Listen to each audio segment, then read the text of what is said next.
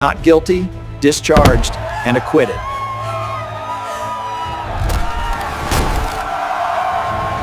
Emily, How does it feel to be free? Was the system wrong? is it true a dog helped prove your innocence? This.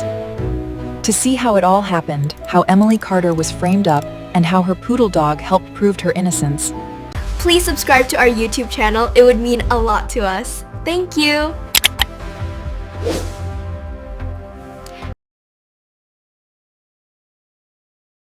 It began as an ordinary Tuesday morning, the kind of morning that whispers routine and calm before the storm. The sky hung low, soft and pale, over the quiet suburb where Emily Carter lived alone with her golden retriever, Max.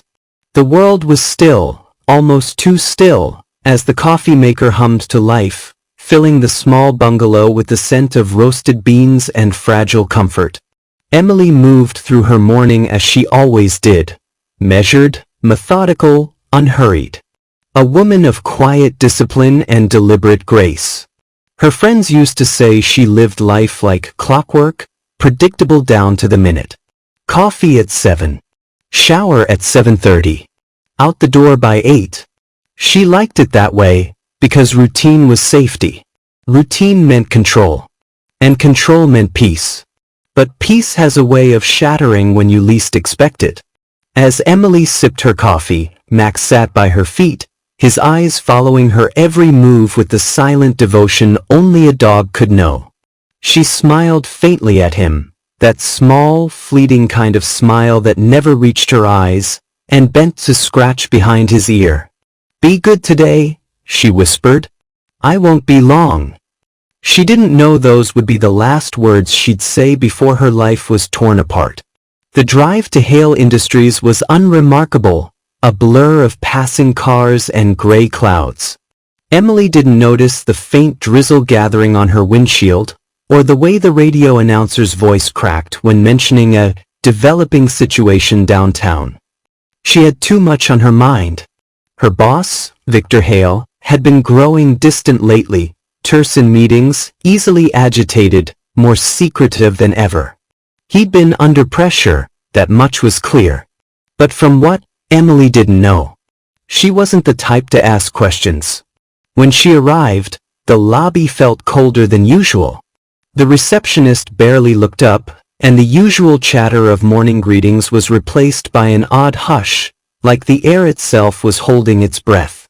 Emily swiped her badge, stepped into the elevator, and pressed the button to the top floor, Victor Hale's office. The elevator doors closed with a soft thud, sealing her fate in that confined metal box. When they opened again, everything changed. The office lights flickered faintly. The door to Victor's office was ajar, just enough to reveal the edge of his desk, papers scattered across it, a coffee cup toppled onto the floor. Something felt wrong. The air smelled different, sharp, metallic, unsettling. "Mr. Hale?" she called out. Her voice sounded too small, swallowed by the silence. No answer. She stepped inside. One slow step after another. The carpet felt damp beneath her shoes. And then she saw it, a dark shape slumped behind the desk, motionless. Victor Hale was dead. For a moment, her mind refused to understand what her eyes were seeing. It didn't make sense. It couldn't be real. But then the weight of it hit her, heavy, suffocating, as the world tilted around her. She stumbled back, knocking over a chair, her breath shallow, her heartbeat thundering in her ears. The next minutes blurred into chaos. Shouting. Sirens. Questions she couldn't answer. Faces she didn't recognize. They said her fingerprints were on the mug, her phone had called his the night before, and a strand of her hair was found on his jacket, and she had a bitter quarrel with him the night before. The facts twisted around her like a noose. She tried to explain that she was just his assistant, that she found him like this, but no one seemed to hear. By the time the sun began to set, Emily Carter's name was on every screen. Local CO found dead in office. Assistant in custody for questioning. The cameras flashed like lightning as officers led her out of the building, wrists cuffed, eyes hollow. She didn't cry. She couldn't. Somewhere, deep down, she was still waiting to wake up from the nightmare. But it was no dream. Back home, Max sat by the window, waiting for the sound of her car that would never come. The hours passed. The sky darkened. And yet he didn't move. He watched the door. He listened for her voice. He whined once, softly, as if sensing something no human could. In the city below, people whispered her name with judgment, their minds already made up. Guilty. Cold-blooded. Unforgivable. But there was one who knew better. In the silence of that small bungalow, as rain began to fall against the glass, Max lifted his head, ears twitching, eyes fixed on something unseen. His tail didn't wag. He simply stared, alert, as if he could already feel that his human needed him more than ever. And before long, the dog everyone overlooked would become the only one who could uncover the truth. Because sometimes, loyalty can hear what justice refuses to. And on that quiet, broken night, Emily Carter's fight for innocence had already begun. The next morning, the world was no longer the same. Emily Carter woke up not to the smell of coffee or the warmth of Max's fur, but to the sterile chill of a police interrogation room. The lights were too bright, the walls too white, the air too thin. She sat motionless, her wrists marked where the handcuffs had been, her mind still trying to catch up to the horror that had unfolded. Outside that room, the world had already decided her fate. News anchors dissected her life piece by piece. The quiet assistant, the woman no one really knew, the possible motive no one could yet prove. Her photo flashed across every screen, her name trended for all the wrong reasons. The internet was merciless. Strangers who'd never met her built entire stories from fragments of gossip. They called her cold, calculated, dangerous. Inside, she was just empty. Detective Alan Reeves entered the room with the slow confidence of a man who thought he already knew the truth. His voice was calm, almost too calm, when he asked her to recount the morning again, every detail, every movement. Emily tried. She spoke of the office, the spilled coffee, the silence. But each word seemed to tighten the invisible ropes around her. Her fingerprints.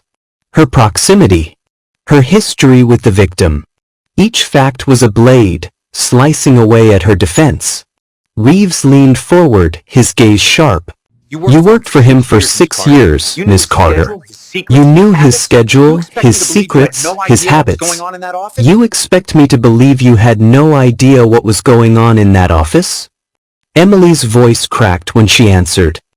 He was my boss, not my friend. But that wasn't entirely true. Victor Hale had once trusted her more than anyone. There were late nights spent organizing his files, private meetings where he'd confide in her, brief moments of vulnerability beneath his cold exterior.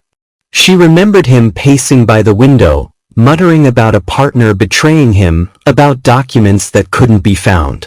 But none of it made sense, not then and not now. Still, the more she spoke, the deeper the hole grew. When they finally let her go, not free, but on house arrest pending trial, she walked out into a world that no longer welcomed her. Reporters crowded her car, shouting questions she couldn't bear to hear. Cameras flashed in her face like bullets of light. She didn't answer a single one. By the time she got home, the neighborhood had turned into a ghost town. Curtains twitched as she passed. Doors closed quietly behind her. Once she stepped inside, she pressed her back against the door and finally let herself breathe. Then she heard it, the sound that made her heart crack open. A soft, desperate whine. Max bounded toward her, tail wagging weakly, whining again as if asking where she'd been, why she smelled like fear and sadness. She knelt and buried her face in his fur. For the first time since it all began, she cried. Not the quiet tears of shock, but the kind that come from deep inside, the kind that taste like despair. For hours, she sat there on the floor, holding on to the only being that hadn't turned against her. Max never moved. His head rested against her chest, his eyes never leaving hers. Days turned into nights. The world outside kept spinning. The investigation, the headlines, the whispers. But inside that small bungalow, time seemed to stop. Emily tried to convince herself that the truth would come out, that the police would find whoever did this. But doubt crept in like a shadow that refused to leave. Then, strange things began to happen. Max, usually calm, started to act differently. He'd stand by the front door at odd hours, barking at nothing. Sometimes he'd scratch at the back gate, whining as if he'd heard someone outside. Once, in the middle of the night, Emily woke to find him pacing the living room, nose pressed against the window, growling low under his breath. At first, she thought it was stress. Dogs could sense tension after all. But then she noticed something else. Max seemed drawn to the briefcase she'd brought home from work, the one that used to sit beside Victor's desk. He'd sniff it, paw at it, bark softly whenever she tried to move it. One evening, unable to bear the silence, she opened it. Inside were the usual office files. Invoices, meeting notes, contracts. But tucked between the papers was something she'd never seen before. A small flash drive, unlabeled, hidden beneath a folded letterhead from Hale Industries. Her heart stopped. Victor's voice echoed in her memory, that night 2 weeks ago, when he'd looked over his shoulder and whispered, "If anything happens to me, don't trust anyone at the company." At the time, she thought he was joking. Now she wasn't so sure. She looked down at Max, who was staring back at her, tail still, eyes sharp, as if urging her to understand. The silence between them felt electric, alive. Emily realized something in that moment. Maybe she wasn't alone in this after all. Because somehow, some way, her dog knew something she didn't. And whatever was on that flash drive might just be the key to proving her innocence.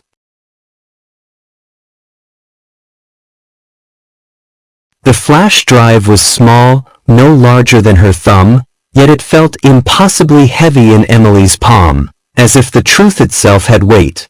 She sat at her kitchen table, staring at it under the flickering light, afraid to move, afraid to breathe. Max sat across from her, his head tilted slightly, watching her with a quiet, almost human concern. Outside, rain battered the windows. The night was thick, suffocating. Every shadow in the room seemed to move. Emily plugged the drive into her laptop. The screen blinked awake, and for a long moment nothing happened. Then a single folder appeared. It was labeled simply, Hale Confidential. Her throat tightened. She double-clicked it. Inside were a series of video files, each marked with a date. The most recent one, timestamped just 1 day before Victor's death, was titled Insurance. She hesitated. Max whined softly beside her, as if sensing her fear. The moment she opened the video, Victor's face filled the screen.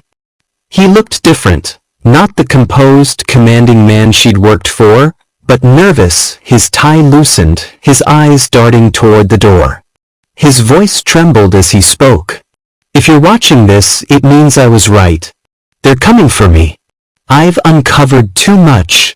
The offshore accounts, the falsified reports, the money they've been moving through our subsidiaries. I thought I could fix it quietly, but I was wrong. They found out. And they're using Emily as leverage." Emily froze. The words didn't make sense. Leverage? Her name, spoken in that weary voice, felt like a ghost reaching out of the screen. Victor continued, "If something happens to me, they'll frame her. She's the easiest target. No family, no influence. They know she won't fight back. But the real evidence is in the drive attached to this file, encrypted under my initials. It has everything. Find it before they do." The The screen flickered. Then it went black. For a long moment, the only sound was the rain against the windows and Max's slow breathing beside her. Emily's mind spun. Victor hadn't just been killed, he'd been silenced. And whoever did it had planned to destroy her along the way. But who were they? And what did he mean by a second drive? She looked around her small kitchen as if expecting the answers to be hidden in the walls. Max stood suddenly, tail stiff, ears perked toward the front door. His low growl broke the stillness. Someone was outside. Emily turned off the laptop screen instantly, heart hammering in her chest. Through the thin curtain, she saw the faint outline of a car idling by the curb. Its headlights were off, but she could feel the presence, patient, watching. Max barked once, sharp and deep. The sound seemed to shake the air. The car's engine rumbled softly, then pulled away into the night. But Emily's pulse didn't slow. She knew what she'd just seen wasn't random. Someone knew she had something she shouldn't. She locked the doors, closed every curtain, and sat on the floor beside Max, her hand gripping his fur as if he were the only thing keeping her from falling apart. By morning, she made a decision. She couldn't go to the police, not yet. She'd seen the way Detective Reeves looked at her. The flash drive would disappear into an evidence locker and never be seen again. But she had to find out the truth herself. She began by searching through Victor's emails and documents on the drive. Most of it was encrypted, protected by a password she didn't have. But one thing stood out, a string of names hidden in a memo file. Among them, she recognized one, Clara Devane, the company's chief financial officer. She had always been cordial to her. Polite, professional, but distant. The kind of woman who never said more than necessary. Victor had once mentioned that Clara handled the dirty side of the business. Emily never asked what that meant. Now she wished she had. As she scrolled through the notes, a knock echoed through the house. Sudden, loud, startling. Emily froze. 3 knocks. Then silence. Max's body tensed. His fur rose. He moved to the door, a deep growl rumbling from his chest. Emily Carter? A voice called out. Male, unfamiliar. It's Detective Reeves. We need to speak with you. It's urgent. Her breath caught. She glanced at the laptop, still open to Victor's final message. Every instinct screamed not to trust him.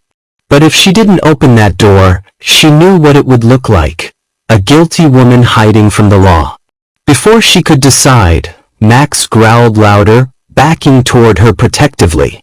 He was staring not at the front door, but at the window beside it, at a shadow moving just out of sight. Her blood ran cold. There were more than one set of footsteps outside. Whoever was with Reeves wasn't police. She could feel it, that quiet wrongness in the air, the same feeling she'd had the morning she found Victor dead. Emily reached for Max's collar, whispering, "Stay quiet." She backed away slowly, laptop clutched in one hand, the flash drive in the other. Outside, another voice murmured something she couldn't make out. The front doorknob rattled. Then silence. The next sound she heard was the soft creak of a back gate opening. Emily's heart stopped. They were coming in from behind. She turned, grabbed her coat, and bolted for the back door with Max at her side. Rain slashed across her face as she ran into the night, the flash drive pressed tight in her fist. Behind her, the sound of her front door breaking open echoed through the darkness. She didn't look back. Because now she knew for certain, the truth wasn't just dangerous. It was deadly. The night swallowed her whole. Rain poured down in sheets, blurring the streetlights into streaks of gold and white.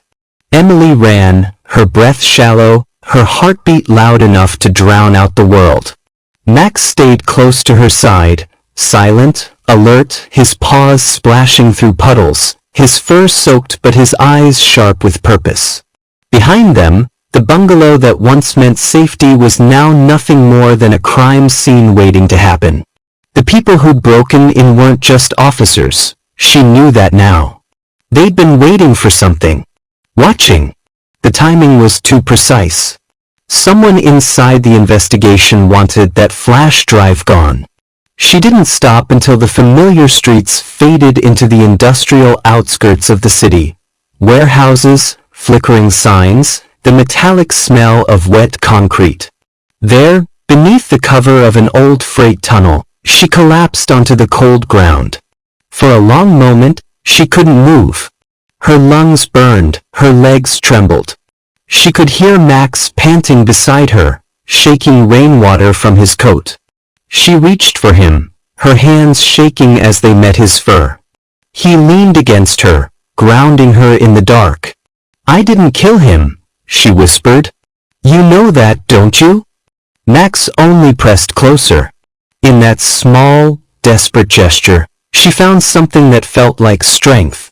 She pulled the flash drive from her pocket. The rain had smeared the label, but she didn't need to read it. The truth inside it was all that mattered. Somewhere on that drive was proof of everything Victor had warned about. The corruption, the betrayal, the people powerful enough to destroy anyone in their way. But she couldn't go back home. And she couldn't go to the police. That left her only one option. Find someone she could trust to decrypt the data before they did. And in that instant, one name came to mind. Liam Price. A quiet tech consultant who'd once done freelance cybersecurity work for Hale Industries.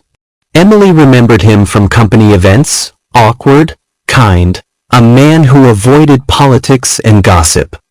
He had always been polite to her, even when others weren't. If anyone could help her without asking too many questions, it was him. But finding him meant risk. Every message, every call could be traced. She'd have to move carefully and quickly. The rain had turned into mist by dawn. Emily used an abandoned payphone near the edge of the city, dialing the number she remembered from the company's internal directory. It rang twice before a groggy voice answered. "Hello. Liam, it's Emily Carter." The pause. Then a sharp inhale. "Emily? You?" He stopped himself. "Do you have any idea what's happening right now?" "The police." "I didn't do it," she interrupted. Her voice cracked under the weight of exhaustion. "Victor was murdered, and they're trying to pin it on me. I have proof, but I can't open it. I need your help."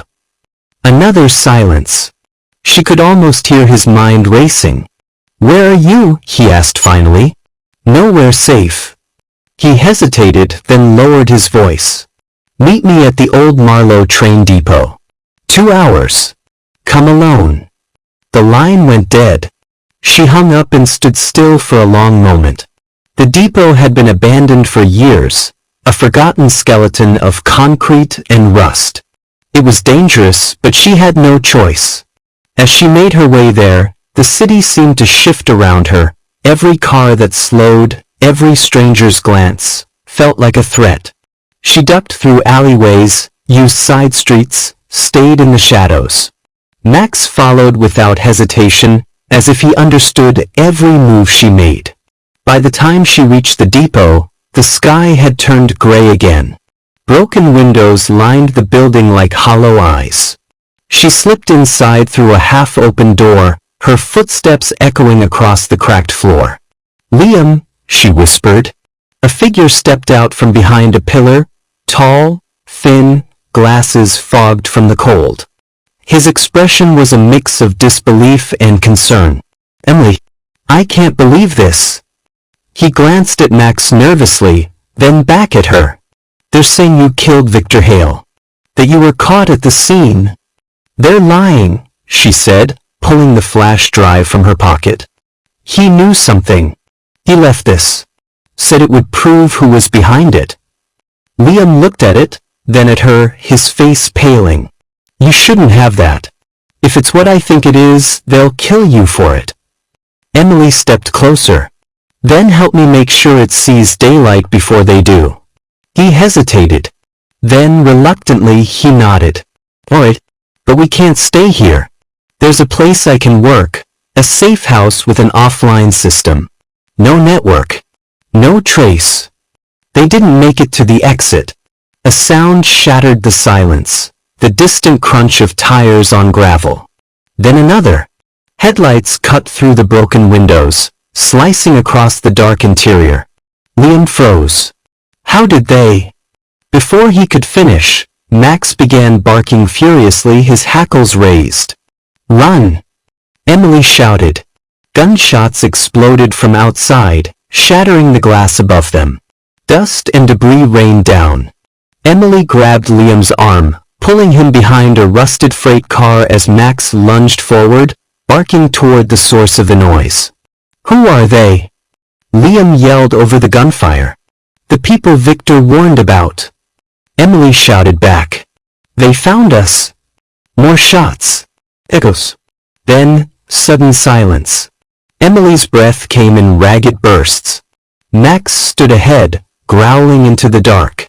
The headlights outside dimmed, then went out completely. In that suffocating stillness, a voice called out from the shadows. Emily Carter, you have something that belongs to us. The voice was smooth, deliberate, and far too calm. Max growled louder, stepping between Emily and the darkness. His fur was wet, his body tense, a wall of loyalty standing between her and danger. The voice continued. Hand over the drive, and maybe you live long enough to clear your name. Emily's hand tightened around the flash drive. Her pulse thundered in her ears. She looked at Max, at Liam, at the gaping exit behind them. She could surrender, or she could run again. But deep down, something told her this was bigger than just her freedom. Victor had died to protect whatever was on that drive. If she gave it up now, everything he'd risked would be lost. She met Liam's terrified eyes. Through the back, she whispered. Now. They ran. The darkness erupted behind them. Shouts, gunfire, the crash of metal. Max barked once, then twice, before following close behind, his eyes blazing with something fierce and unyielding. And as they disappeared into the night, Emily knew this wasn't just about proving her innocence anymore. It was about surviving long enough to expose the truth, and trusting the only ally who'd never betrayed her. Her dog.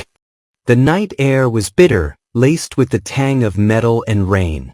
Emily, Liam, and Max stumbled through a maze of derelict alleys until the glow of the train depot vanished behind them. The echoes of pursuit, shouts, distant engines, faded into a tense, uncertain quiet. They stopped beneath an overpass, lungs heaving. Emily leaned against the concrete wall, water dripping from her hair, every nerve on fire. Liam crouched beside her, still clutching his backpack, his lifeline of tools and drives. They knew where to find us, he said, breathless. That means someone's tracking you. Emily looked down at Max, who stood alert beside her, ears twitching. They've been watching me since the beginning, she murmured. Since the day Victor died. Her voice trembled, not with fear, but with realization. They don't want the truth to come out. Victor recorded everything, names, accounts, whatever they were hiding. He said it was all in the drive. Liam shook his head. Then this isn't just corporate corruption. This is something deeper. And if they're willing to kill for it. He didn't finish the thought. He didn't need to. Emily exhaled slowly, trying to focus through the fog of exhaustion. You said you have a place, somewhere safe? He nodded. An old storage unit I converted into a workspace. No connection to me on paper. I use it for freelance gigs, things that aren't supposed to exist. Take us there. They moved carefully through the dark until they reached the edge of an abandoned industrial park. Liam led them to a row of shuttered garages.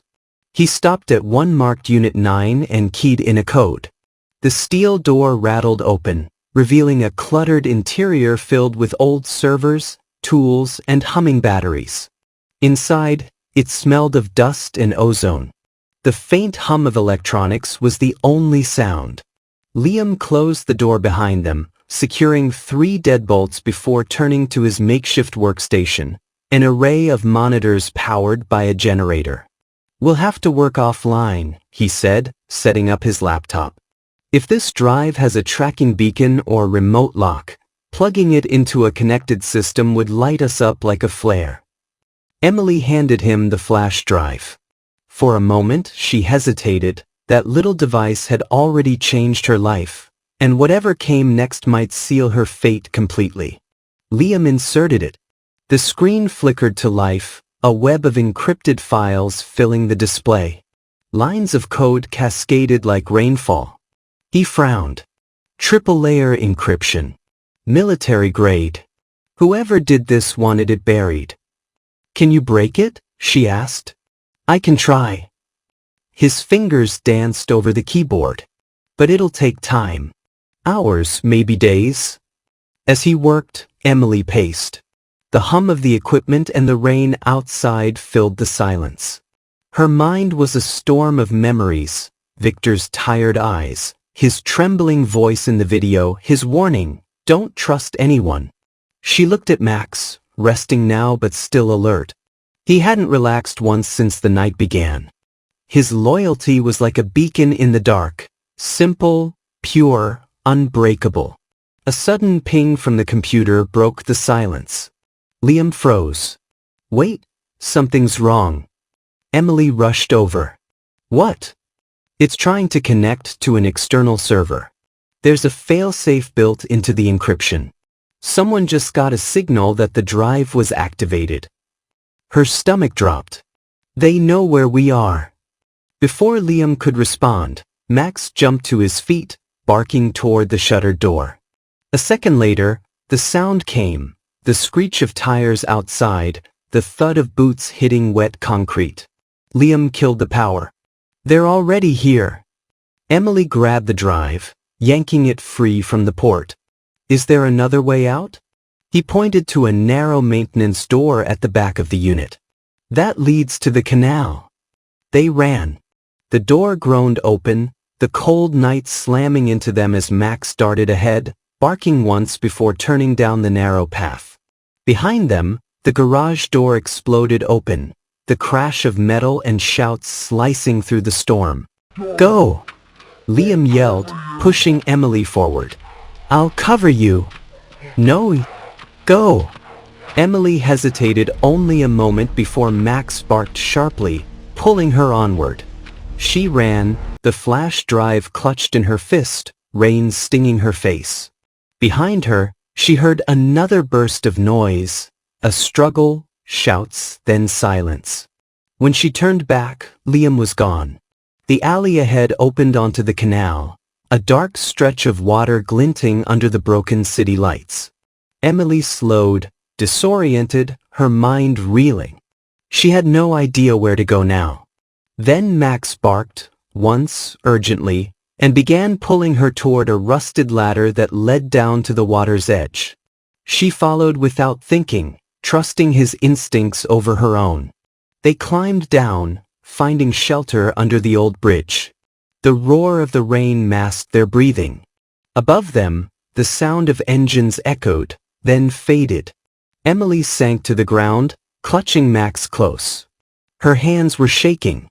She didn't know if Liam was alive. She didn't know what was on the drive. But she knew one thing. This wasn't over. When dawn came, pale and gray, Emily stared out at the city skyline in the distance, the place where her life had fallen apart. Somewhere in those towers were the people who'd killed Victor Hale, framed her, and now hunted her. She tightened her grip on the flash drive. "We'll finish what he started," she whispered. Max looked up at her, eyes unwavering, as if he understood every word. The rain had stopped. The first weak light of morning broke through the clouds. And though Emily Carter was now a fugitive, alone, hunted, and haunted, she had one ally the world would never suspect.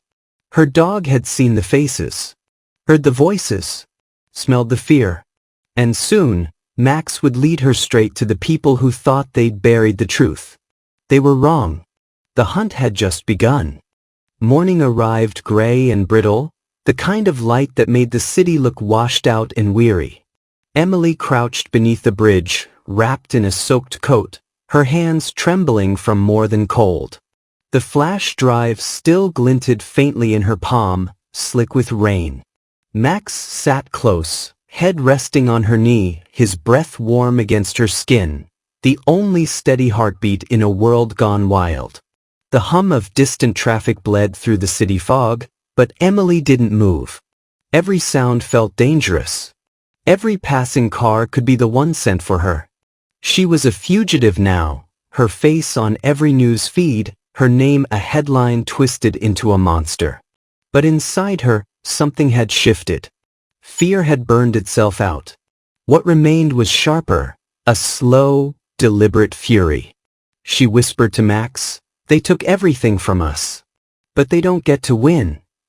He lifted his head, eyes bright, alert, waiting. Her next move had to count. She couldn't decrypt the drive herself, and with Liam gone, maybe dead, she needed another way. She thought of Victor's last message again, the tremor in his voice when he said, "They're using Emily as leverage." If that was true, then somewhere in Hale Industries, someone still loyal to Victor might know more. There was only one name left she dared to trust. Sarah Duval. Victor's former head of communications. Sharp, cynical, and fiercely loyal, until she'd resigned abruptly 3 weeks before his death. At the time, everyone assumed she'd left for a better job. But what if she'd seen something coming? Emily remembered Sarah's quiet warning one late evening at the office. "Be careful who you listen to around here. Not every smile is friendly." Now those words felt like prophecy. She made her way into the heart of the city by dusk, keeping her head down beneath a hood.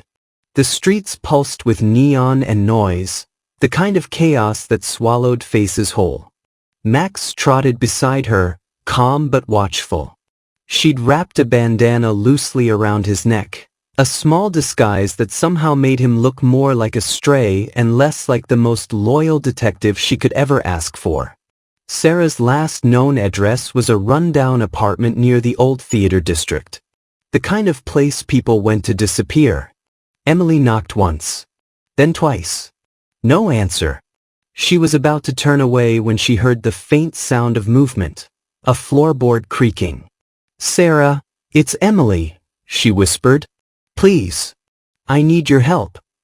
For a long moment, silence. Then a chain rattled, and the door opened an inch. A wary eye appeared in the gap. "Emily Carter?" Sarah's voice was low, sharp. "You shouldn't be here." "They're hunting me," Emily said quietly. "They killed Victor. You know they did." Sarah's gaze flicked down the hallway before she pulled the door open just enough to let her in. Max followed, paws silent against the cracked tile floor.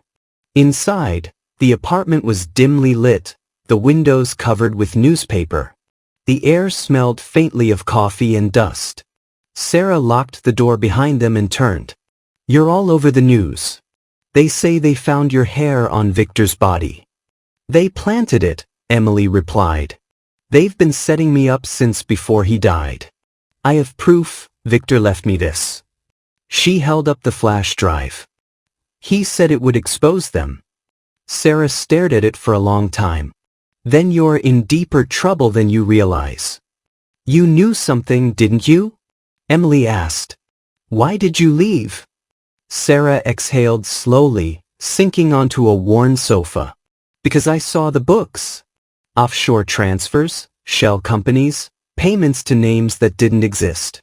I brought it to Victor, and he told me to walk away, said it wasn't safe to ask questions anymore. So I did." She looked up. But he didn't. He couldn't let it go. Emily sat across from her, heart pounding. "He mentioned someone, said there was a second drive, encrypted under his initials. Do you know where it might be?" Sarah hesitated, then nodded faintly. "He had a private server, off-site, somewhere near the harbor. Called it the vault. It wasn't company property. Only he had the access codes. Before Emily could respond, Max stiffened. His ears perked. A low growl rumbled in his chest. Sarah froze.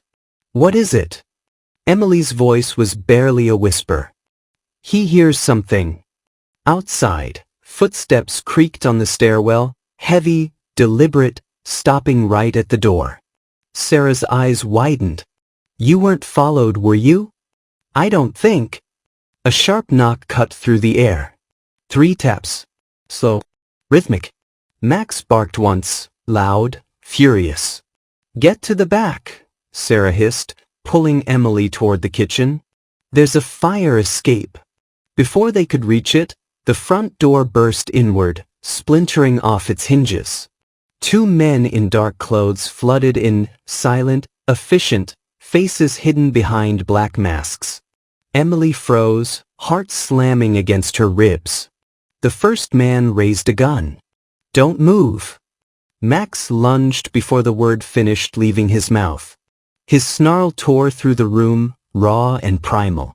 The man stumbled back, firing blindly as Max clamped down on his arm. The shot went wide, shattering a lamp. Go, Emily! Sarah shouted, grabbing her by the wrist. They ran, crashing through the back door and onto the fire escape. Rain poured down again, slicking the metal steps. Max tore free from the attacker and followed, his paws pounding behind them. Below, the alley glowed red from a passing neon sign. A van idled there, engine humming. Emily's pulse raced. There was no time to think. She vaulted the railing, landing hard on the wet pavement, pain shooting through her ankle. Sarah followed, clutching the railing for balance. Max landed gracefully beside them, soaked and trembling but unhurt. The van door slid open. A man leaned out, not masked, not armed, just frantic. Get in, he shouted. Emily froze. Who are you? I'm Liam, he gasped. Now get in before they kill us all. She blinked, disbelief colliding with relief. He was bruised, his shirt torn, but alive. Without another word, Emily pushed Sarah toward the van, Max jumping in after them. The door slammed shut just as another shot rang out, the bullet sparking off the brick wall behind them. As the van tore down the narrow alley, Emily turned to Liam, voice shaking. How did you find me? He gripped the steering wheel tight. I didn't. Max did. She frowned. What? He showed up at the old unit this morning, Liam said, eyes wide. I don't know how, but he tracked me. I followed him, straight to you. Emily looked at Max, stunned. He sat between them, soaked to the bone, staring ahead as if he'd known exactly where to go all along. Outside, the city blurred into streaks of light and shadow. And as the van sped toward the harbor, Emily realized something deeper, something terrifying and beautiful at once. Her dog wasn't just reacting anymore.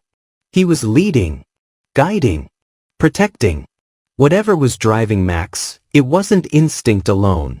It was purpose. And somehow, Emily knew, he was taking her exactly where she needed to go. To the vault. To the place where the truth waited in the dark. The rain hadn't stopped. It came down harder now, drumming against the windshield like the city itself was warning them to turn back. The van cut through the narrow roads near the docks, headlights slicing through mist and smoke. The air smelled of salt and oil, heavy and electric. Inside, no one spoke for a long time. The adrenaline still burned through them, mixing with disbelief. Liam drove fast but steady, eyes darting between the mirrors. Sarah sat in the back, clutching a small pistol she'd taken from one of the masked men. Emily held the flash drive tightly in her lap, as if it were the only thing tethering her to sanity. And Max, soaked, alert, his golden fur matted with rain and dirt, sat at her feet, eyes fixed on the windshield. He hadn't made a sound since the escape, but his presence filled the space like a heartbeat. Finally, Liam broke the silence. The vault's not what you think it is. Victor built it off the grid, an old Cold War storage site under the harbor. When he realized the board was laundering money through shell fronts, he set up a private server to record everything. Emily turned toward him.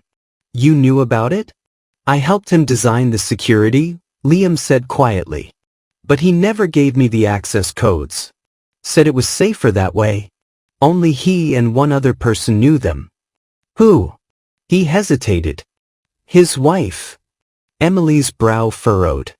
But Victor's wife died 5 years ago. Liam's jaw tightened. Exactly. Sarah leaned forward. You mean someone's using her identity? Liam nodded. That's my guess. Victor found out. That's why they killed him, and why they framed Emily. They needed her out of the way before she could inherit his encrypted files as executor. The van swerved into a side road. Through the rain-streaked window, the docks appeared, a maze of rusting containers, cranes frozen midair, and water reflecting dim yellow light. They stopped beside an abandoned warehouse, its metal siding streaked with corrosion. A flickering sign half buried in grime read Henderson Storage Company. This is it, Liam whispered. They got out. The cold hit them immediately, sharp, biting, almost punishing. Waves crashed against the harbor walls. Somewhere in the distance, a foghorn moaned. Max moved first, sniffing the ground, circling twice before heading straight toward a set of chained doors at the far end of the warehouse. His tail was low, his movements cautious but certain. Sarah stared. How does he even know? He just does, Emily murmured, following him. Liam cut through the chains with a bolt cutter he'd stashed in the van. The metal clattered to the ground. They slipped inside. The air was thick with dust and salt. Rows of decaying crates stood like silent sentinels, and beneath them, a narrow stairwell leading down, half hidden behind a tarp. Max paused at the top, ears pricked. Then, without hesitation, he descended. The stairwell spiraled down into darkness. They followed by flashlight, their steps echoing on the damp concrete. At the bottom was a reinforced steel door. A biometric panel blinked faintly beside it. Liam stepped forward. This is the vault. Emily approached the scanner. Can you open it? He shook his head. Not without the access key. It requires a retina scan and a voice code. Sarah frowned. So we're locked out. Maybe not, Emily said softly. If Victor used his wife's identity, maybe he also encoded her voice. She was in a lot of their archived security videos. She held up the flash drive. If we can find one with her voice saying the right phrase, we can simulate the unlock. Liam hesitated. It's risky. One wrong attempt and the entire system wipes itself.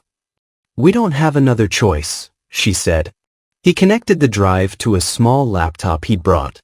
The screen flickered, and folders filled the display. Encrypted logs, video thumbnails, names coded in numbers. Then, near the bottom, one stood out. File _0421_each_anniversary.mp4. Emily's stomach turned. April 21 ST, their anniversary. Liam opened it. The footage showed Victor and his wife, laughing at a dinner table, glasses raised. Her voice was soft, distinct, warm. Try isolating her tone, Emily whispered. Liam worked quickly, fingers flying over the keys. He pieced together fragments, merging words into a single phrase Victor had used often in his speeches. Truth is the only vault worth unlocking. He uploaded it into the panel system. The voice command light blinked red, then yellow, finally green. The steel door groaned open. Cold air rushed out, heavy, metallic, humming faintly with electricity. Inside, servers lined the walls, blinking rhythmically like sleeping beasts. A faint blue glow bathed the chamber. Liam exhaled. We're in. Sarah stepped forward, awe in her voice. It's like a cathedral for secrets. Emily approached the central console. Let's find what Victor died protecting. Liam connected his laptop, running decryption scripts. Lines of code scrolled fast. Then, a document appeared, one labeled Hale_Ledger_Files. Inside were hundreds of transactions, all leading to the same offshore account, hidden beneath the name E. Carter. Sarah's eyes widened. They used your name to funnel money out of the company. Emily's hands shook. So that's why they framed me. They built the trail before Victor even died. Liam nodded grimly. Whoever controls these accounts is the real killer. Before they could dig deeper, Max growled low, a deep, guttural sound that froze them in place. His gaze locked on the stairwell. Footsteps echoed above. Slow. Measured. Sarah killed the flashlight. The only illumination came from the server's cold blue light. Then a voice drifted down. Familiar. Emily Carter, it said. You just couldn't leave well enough alone, could you? Emily's blood ran cold. She knew that voice. Detective Rowan. The man who'd arrested her. The one who swore he wanted justice. He stepped into the doorway, gun drawn, eyes gleaming under the dim light. Step away from the console. Emily froze. You were supposed to be investigating Victor's death. Oh, I did, Rowan said. Thoroughly. That's how I found this place before you did. And now that you've done the hard part, I'll take it from here. Liam started to move, but Rowan cocked the gun. Don't. Max's growl deepened, vibrating through the room. Rowan smirked. The dog again. Always where he shouldn't be.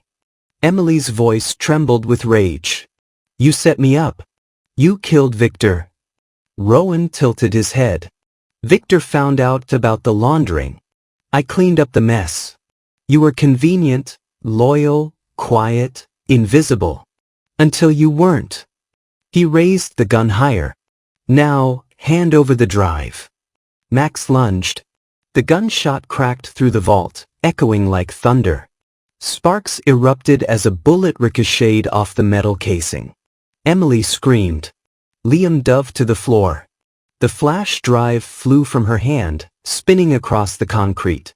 Rowan stumbled back. Max's teeth locked around his wrist, dragging him down. Max, no! Emily shouted. Another shot. Then silence. The gun clattered to the floor. Rowan collapsed, blood dark against his sleeve, his face twisted in shock and pain. Max stood between them all, chest heaving, fur matted with rain and smoke, eyes burning with something beyond instinct, fury, protection, almost understanding. Emily dropped beside him, pulling him close. Good boy, she whispered, voice breaking. Good boy. But even as Rowan lay gasping, a faint smile crept across his lips. You think it's over? He rasped. You have no idea who's really behind this. And before Emily could respond, his eyes rolled back. The last breath left his body. Above them, sirens wailed in the distance, closer every second. Sarah turned to Emily. We need to go. Now. Liam pocketed the drive. We have what we need. But someone tipped them off. Emily looked at Max, blood on his fur, eyes still alert. He had saved her life again. But deep down, she knew Rowan's last words were true. The real enemy was still out there. And the vault had only opened the first door. They fled the harbor before the sirens reached them. 3 silhouettes and a dog swallowed by the rain-soaked maze of the city. The van rattled through deserted streets, tires hissing against the wet asphalt, headlights cutting through sheets of fog. Inside, the silence was suffocating. Emily sat in the back with Max, one hand gripping his fur, the other pressed to her chest as if to keep her heart from shattering. He was trembling, streaked with mud and blood, not all of it his own, but his eyes were steady, alive, loyal. Her whisper came soft, almost prayerful. You saved me again. He leaned into her touch, as if to say he'd do it 1,000 times more. Up front, Liam's knuckles were white on the steering wheel. Sarah sat beside him, staring at the drive on the dashboard, the tiny black object that had cost them everything. We can't keep running forever, Sarah murmured. We need to make this public. Now. Not yet, Liam said. If we release it without context, it'll look like a doctored leak. They'll spin it, say Emily faked it. Then what do we do? Emily's voice rose from the shadows. We find out who was controlling Rowan. He wasn't working alone. The rain intensified, hammering against the windshield.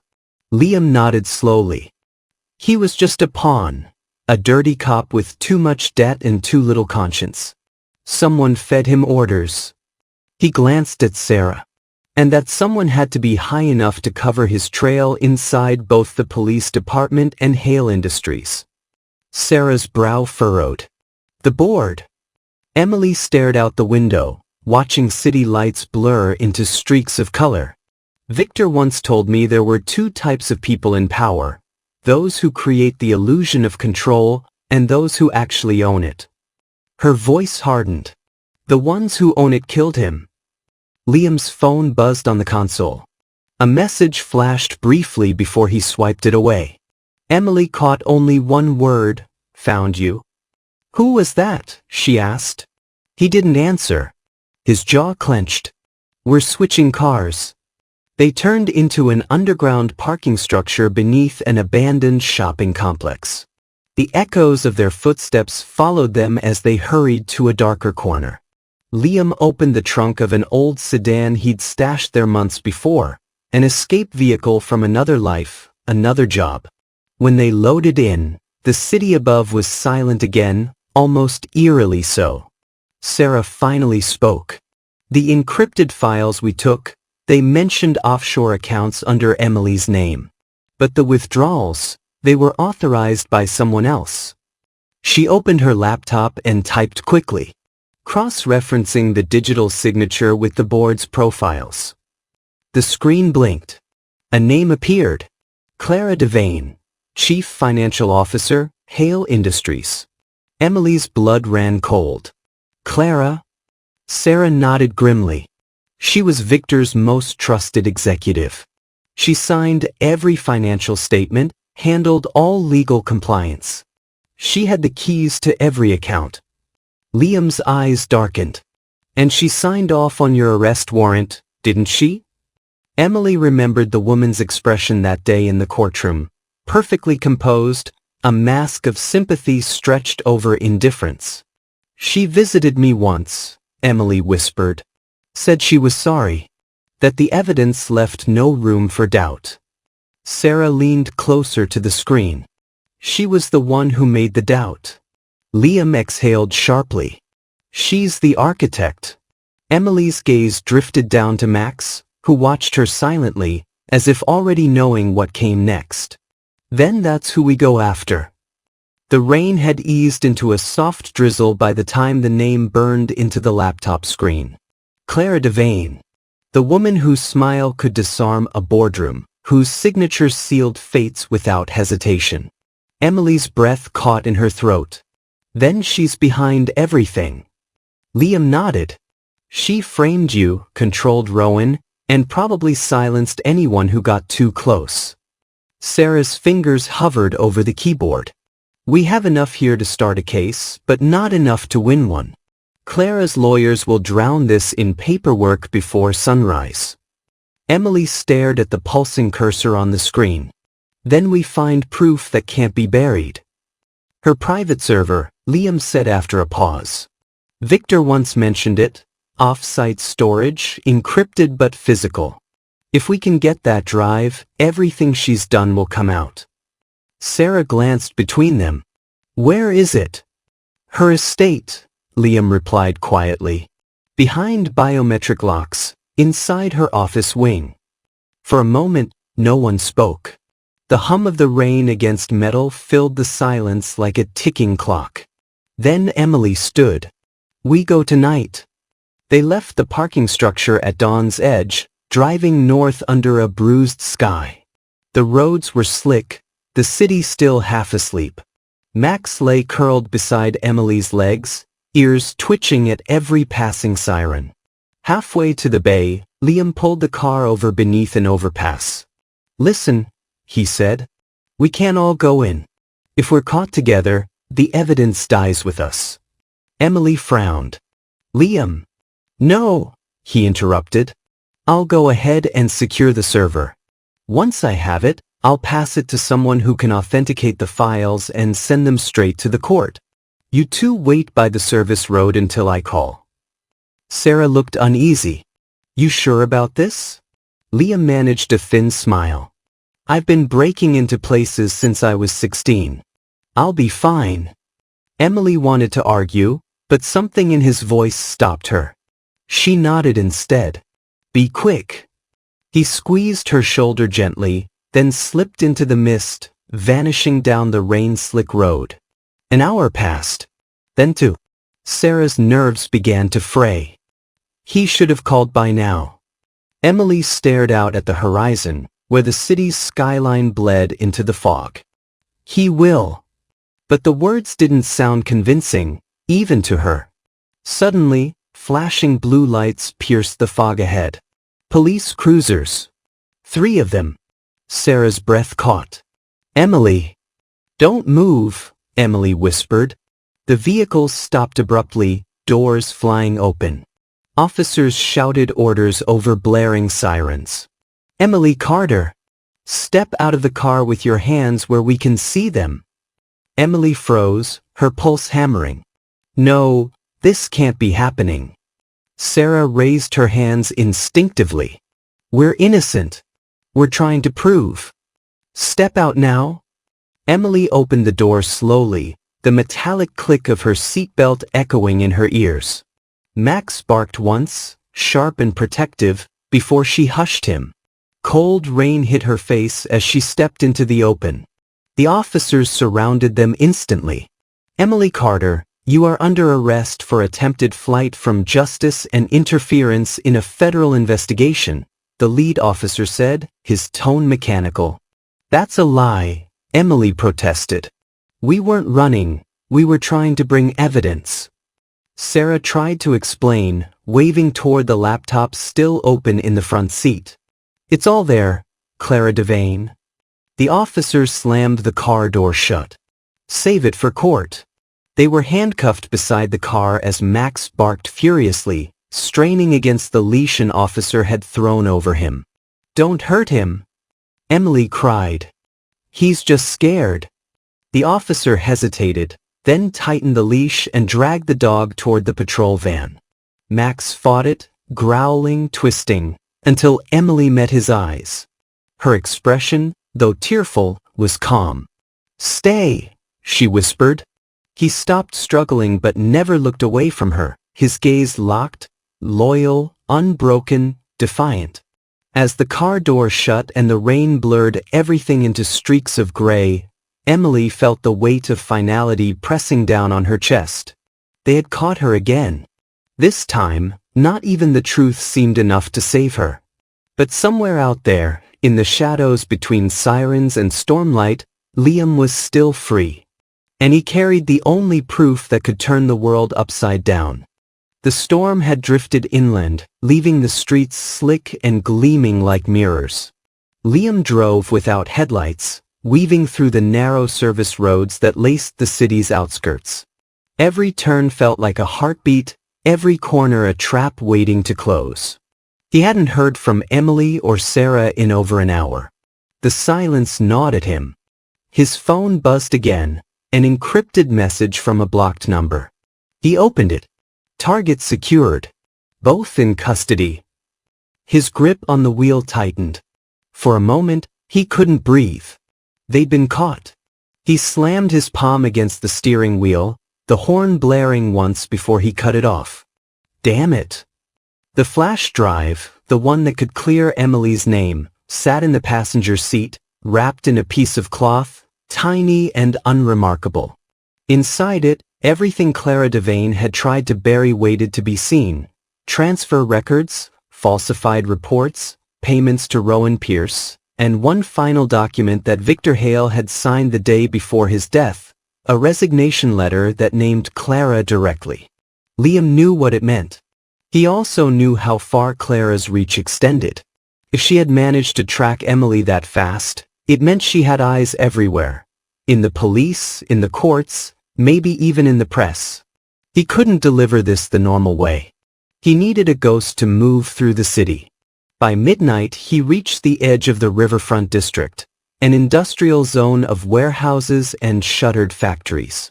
He parked behind an abandoned freight terminal and pulled out the secure phone. "Ruiz," he said when the line clicked. "Where the hell have you been?"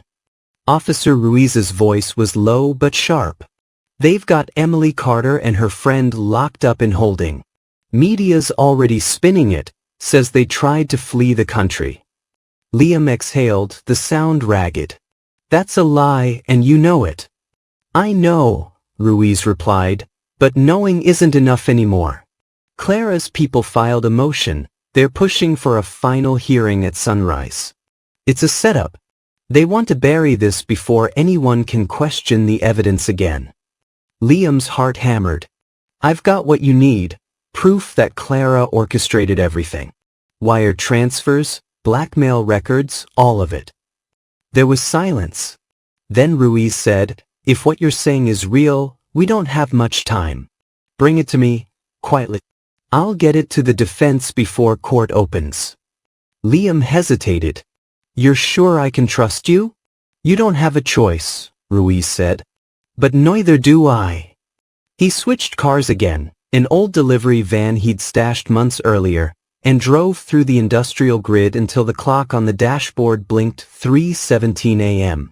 The city slept uneasily. When he reached Ruiz's drop point, a dimly lit underpass near the river, he shut the engine and stepped out, clutching the drive in his fist. Ruiz was already there, waiting in an unmarked cruiser. His coat collar was turned up against the drizzle, his face drawn with fatigue. "You look worse than your mugshot," Ruiz muttered. "Thanks," Liam said dryly. He handed over the flash drive. "Everything's in there. Make sure it reaches Emily's lawyer, Hannah Price. Don't trust anyone else." Ruiz took it, studying the small object as though it were a live grenade. "If this is what you say it is, you realize what happens next? Clara's empire collapses. And everyone she's bought goes down with her." "That's the idea," Liam said quietly. Ruiz nodded. "I'll handle it. You disappear until the trial's done. If she gets desperate, she'll come for anyone connected to this." Liam turned toward the shadows, pulling his hood up. "Just make sure Emily walks free." He started back toward the van, but Ruiz called out, "Liam, one more thing." Liam stopped, glancing over his shoulder. Ruiz pocketed the drive. "That dog of hers, Max, he's not taking it well. They've got him in the precinct kennel. Hasn't stopped barking since they separated them." Liam's jaw tightened. "He knows she's innocent." "Maybe," Ruiz said. "Or maybe he just smells something the rest of us can't." Liam didn't answer. He climbed into the van and drove off into the gray horizon, the city lights shrinking behind him. By dawn, Ruiz stood in front of the courthouse, his coat soaked through, the flash drive in his hand. The building loomed above him like a tomb, marble, glass, and silence. He looked at the drive once more, then at the rising sun breaking through the storm clouds. "Let's see how far loyalty goes," he murmured and pushed through the doors. Inside, the lights flickered to life one by one, corridors awakening for the day of judgment. And somewhere in the holding cells below, Emily Carter sat in silence, her eyes on the faint line of light creeping through the bars. Max's echo, a single bark of defiance, still rang in her ears. She didn't know that at that very moment, the truth was on its way to. The morning of the trial broke under a sky the color of steel. Reporters lined the courthouse steps, their microphones and cameras aimed like weapons at the approaching convoy. The story had become a national obsession. Emily Carter, the disgraced executive turned fugitive, now standing trial for corporate fraud, obstruction, and conspiracy. The world was ready to see her fall. But inside the armored van, Emily sat in silence, her hands cuffed before her, Max's leash wrapped tightly around her wrists. The dog sat at her feet, calm but watchful, his eyes flicking toward every sound, every shift of the guard's boots. Sarah sat opposite her, pale but composed. She had refused a lawyer, insisting she would represent herself and Emily as much as she could. "It's not about survival anymore," she whispered. "It's about truth." Emily nodded faintly, her voice barely a breath. "Liam will come through." Liam wasn't there. After the night of their arrest, he had vanished into the shadows of the city, taking the original encrypted files and the drive with him. The police believed he'd fled. But Emily knew better. Liam wasn't running, he was preparing. When the van's doors opened, a storm of camera flashes erupted. Emily kept her head down as officers guided her up the marble steps. The murmurs followed like ghosts: traitor, liar, killer, thief. Inside the courtroom, the air was heavy with expectation. Clara Devane sat among the spectators, immaculate as ever in her white suit, a picture of composure. She gave Emily a faint, pitying smile as the judge entered. The prosecution painted Emily as a manipulative executive who had embezzled millions from Hale Industries and then staged leaks to frame her superiors. They displayed bank records, wire transfers, signed authorizations, all under her name. The evidence was damning. Sarah cross-examined every witness, tearing holes where she could, but it wasn't enough. Even the jury looked convinced that Emily's guilt was inevitable. Then came the defense's final day. Sarah requested the court's permission to present new evidence, a digital submission sent anonymously to Emily's legal counsel that morning. The courtroom tensed as the judge approved. The clerk plugged in a drive, and the lights dimmed as the screen came to life. The footage was grainy, time-stamped weeks before Victor Hale's death. It showed Clara Devane in her office, late at night, speaking on a secure call. Her voice was cold and measured. "Yes, the transfers have been rerouted. Use Carter's credentials. If she traces it, we'll have our scapegoat." Then a pause. "And if Hale resists, we'll remove him quietly." A ripple of shock tore through the courtroom. Clara's mask faltered for the first time, her lips tightening. She rose abruptly, objecting, claiming the video was fabricated. But before she could continue, the next recording began to play, audio this time. It was Liam's voice. Backup drive uploaded to multiple media outlets. Cross-check fingerprints with Hale's personal archives. Then another sound, low growling, steady, warning. The courtroom turned toward him as he stared unflinchingly at Clara, teeth bared, hackles raised. Emily froze, realizing what was happening. Max had reacted this way only once before, when he had tracked the scent of blood in Victor's office. The same scent he now recognized on Clara. The prosecutor shouted for order, but Max barked fiercely, lunging against his leash. The sound echoed through the chamber, raw and commanding, silencing the entire room. In that moment, every eye turned to Clara. Her hands trembled as officers approached her seat. Sarah stood slowly.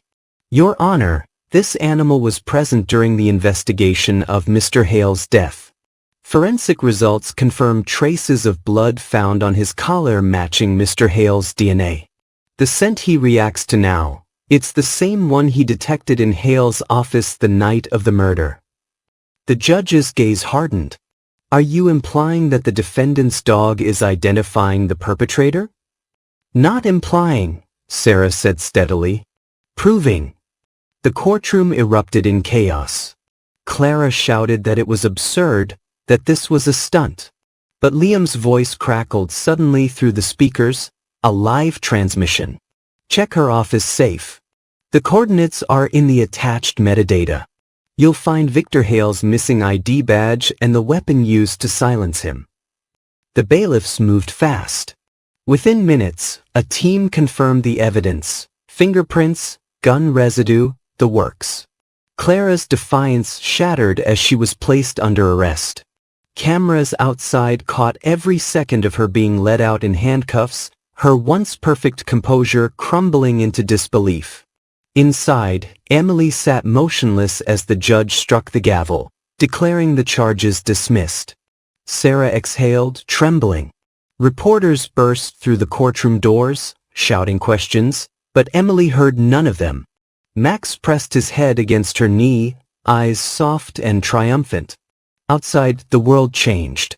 Headlines spread within hours. Corporate whistleblower cleared. Loyal dog exposes true culprit.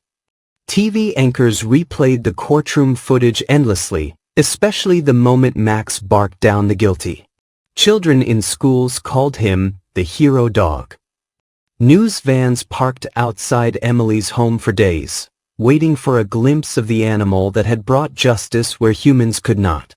Liam finally resurfaced one evening as the sun dipped over the horizon. He met Emily and Sarah at the edge of the pier where it all began. "You did it," Emily said quietly. Liam shook his head. "No, he did." Max wagged his tail, nose to the wind, as if already sensing peace at last. The city lights shimmered on the water.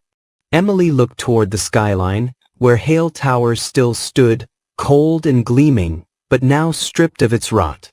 She took a deep breath and smiled faintly. Victor always said truth finds a way. Sarah turned to her. "What will you do now?" Emily looked down at Max, who leaned against her leg with quiet strength. "We start over. Together." And as the night closed in, the camera still rolling in the distance, one story remained on every lip, every screen, and every heart across the nation. The woman who stood against corruption, and the dog who proved her innocence.